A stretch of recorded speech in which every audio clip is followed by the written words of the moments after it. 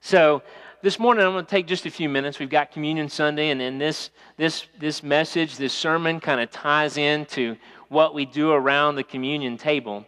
There are a couple times a year when people tend to kind of get organized and get cleaned up. The first one, when do you think the first one is? New Year, I heard it somewhere. And then the second one, for some reason, is spring cleaning. Spring cleaning, and that people do their spring cleaning.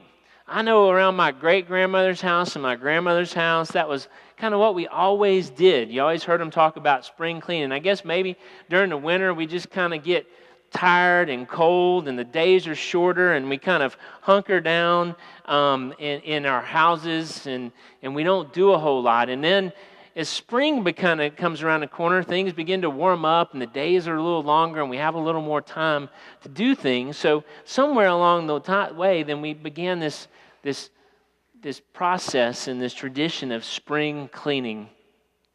And the word I wanted to kind of focus on this morning was decluttering. To declutter. And there's tons written on this. I was hoping Nancy was going to be here this morning, my good friend that I run with in the mornings.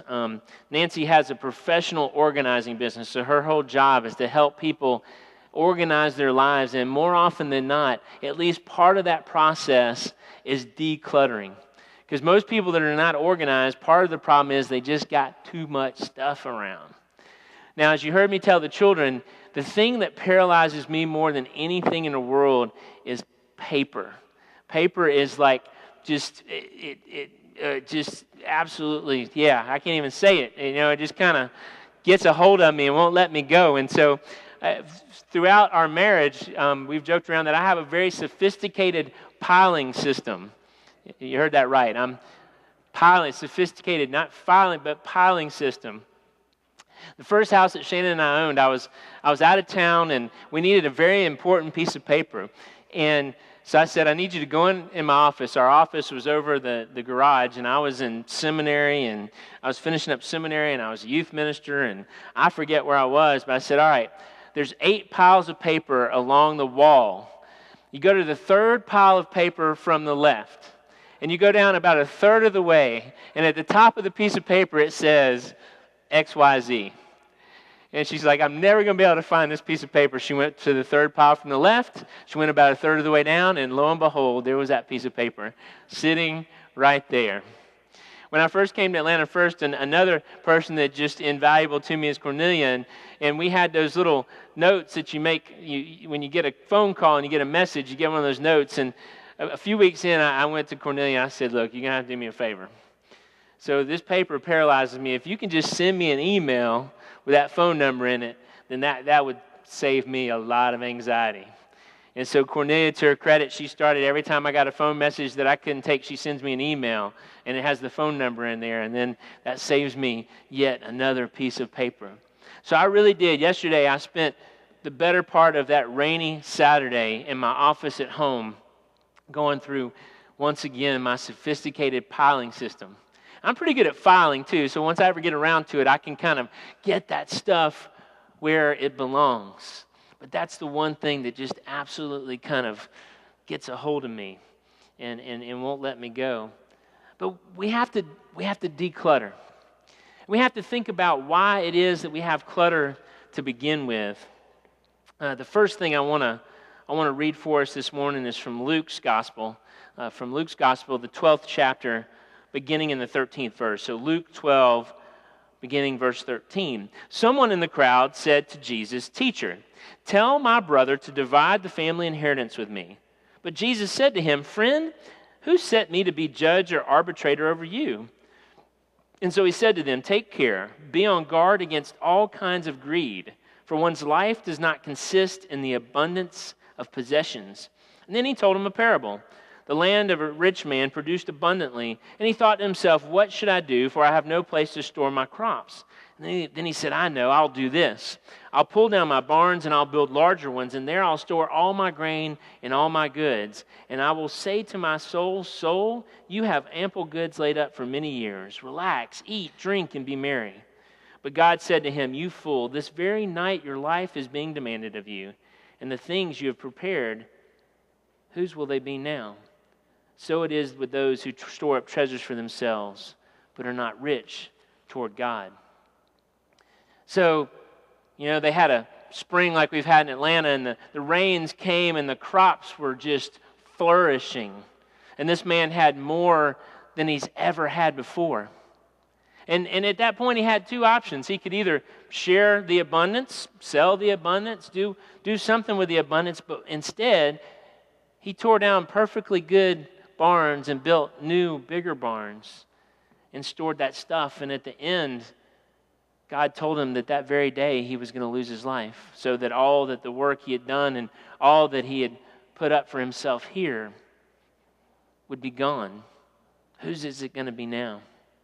Now, I'm very careful whenever I preach on these issues. I want to be very careful. There is nothing wrong with having stuff. There's nothing wrong with having possessions. There's nothing wrong with having an abundance of things. It's all about our perspective on those things and that stuff and those possessions. It's all about our mentality toward all of those things and all that stuff. And so it's about stewardship. It's about being good stewards of what God has entrusted to us. And so as we look at things, as we hold on to things, it's what kind of value we place on those things. And decluttering in our houses means being objective. I read several fun articles in preparing for this, and one woman, she did this, and I'm treading on thin ice. But this woman had 50 pairs of shoes in her closet. I see some husbands looking around. I'm getting everybody in trouble this morning. So she had 50 pairs of shoes in her closet, and she decided that she was going to take one pair of every color. And apparently there's different shades of black, I've learned in my house. There's multiple shades of black. Not every black shoe is created equal. But she took one color and she put them in boxes, and she put them in storage in the garage. And she decided that if she really needed one of those pairs of shoes, she would go and get it. But if not, she would try to make do with what she had. And she found that after several months, she'd never really needed to go out to the garage to get into those shoes. Now, I'll go ahead and tell one on myself. The same thing could be said about golf clubs. I think I have 5 different putters right now in my collection. Because the problem is sometimes the putters quit working. They're working just fine, and one day you go out and it's broken. And so you put it in timeout, and you tell it that when it gets fixed, it will come out and play again, and then you go get another one, and you play for it for a while, and usually it breaks, and then you put it in timeout, and you pull it back out. Well, the old saying in golf, it's not the putter, it's the putter. It's not the putter that's broken, but the person holding the putter that can't see the line anymore or calculate the speed. We have all. The point is, you can only wear one pair of shoes at a time. You can only play with one putter at a time. But it's really not about that even, because one of the other articles I read said, the point's not just to be minimalist. Now, some people in this world live minimalist lives. They just get down to the very barest necessities. I've read a couple things recently. There was a gentleman who had built an entire house in an area that was no bigger than the bottom part of our chancel area. And it was fully functioning. It had kind of a kitchen area. It had a bathroom. It had a bed. And it was in this very, very tight space. And he was able to fully function in that space. Another one was a man who traveled back and forth to New York City from another place, and he had built himself an entire place to live in an old garbage dumpster. He had retrofitted this garbage dumpster, and it had a little crank up top, and the one thing he had to do is make sure that when he was in there that the garbage truck didn't come along and try to empty it out. And he could move it around to places where he was allowed to leave it, but it was fascinating how efficient he had become in this little bitty space. The fact of the matter is that what many of us do is that we have a little house and we get some stuff, and we do the same thing that Jesus told the parable about, is we get a little more stuff, and when you're like, we don't have room for our stuff anymore, let's go get a little bigger place, and then we'll have more room for our stuff. And then when we get a little bigger place, at first we got a little room, and then we fill up that room, and we think, well, I'll just get a little bigger place, and then I'll have room for this stuff. And we know how that process goes. Again, it's not the stuff that's the problem. It's how we look at the stuff, how we kind of hold on to the stuff. We need to be careful and consider each thing that we have and why it's important to us. Part of why paper paralyzes me is there are certain things that are just important to me. I think I shared with you last year. I still have the ticket stubs from mine and Shannon's first date on Thanksgiving Day, 1995. I still have both of those stubs. And we just last week celebrated our 14th wedding anniversary. And so there's little things like that. And every year since we've been married, Shannon gets roses on our anniversary. And since Zach has been born, every year the card reads, "Thank you for putting up with Daddy X number of years. Love, Zach." So Zach's become quite proficient at getting my credit card and getting online and ordering the flowers and making sure they go to Mommy. It's a fun thing that we do in our house. But Shannon has each of those cards.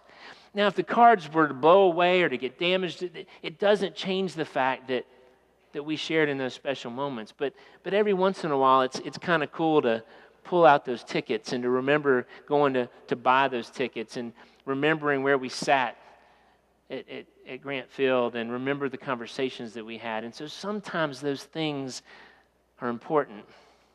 But, an old basketball that's long since outlived its usefulness, or an old couch that doesn't have any springs left or cushion to speak of. I mean, some of those things we just need to be able to move along. Another place that I want us to read from is very similar from Matthew's Gospel. Matthew, the 6th chapter, beginning in the 19th verse. "Don't store up for yourselves treasure on earth where moth and rust consume and where thieves break in and steal, but store up for yourselves treasure in heaven where neither moth nor rust consumes and where thieves do not break in and steal. For where your treasure is, there will be your heart also." And so the older I've gotten, and I really can say this in all honesty to you, stuff and things just don't mean as much to me anymore. And when people are asked to write down what's most important in their lives, more often than not, the large majority of the time, it's people, it's relationships, it's memories. That those are the things that are most important to us, yet we hold on to these other things so tightly. Whether it's the spring or the new year or whenever it is, we have to constantly declutter our lives. And as I've said, it's not just about our stuff, but it's about what's going on inside of us as well. You see, when we come to the communion table, it's about not just decluttering our lives, but decluttering our souls. And when Jesus gave us the gift of communion, the remembrance of the Last Supper, what it does is it allows us to come to this table, whether it's once a month or in some traditions once a day, or however frequently come to this table, then we're reminded that every moment is a chance to start again. Every moment is a chance to rid ourselves of those things that separate us from God and each other. Every moment is an opportunity for a new beginning. And so when we come to communion, we're able to come and leave behind hatred and bitterness, disappointment, heartache, that we try to leave those things behind.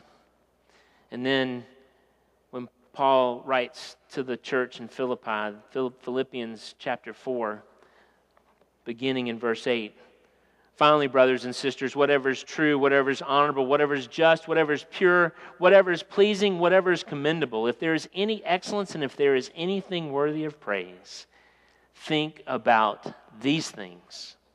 Keep on doing the things that you have learned and received and heard and seen in me, and the God of peace will be with you always."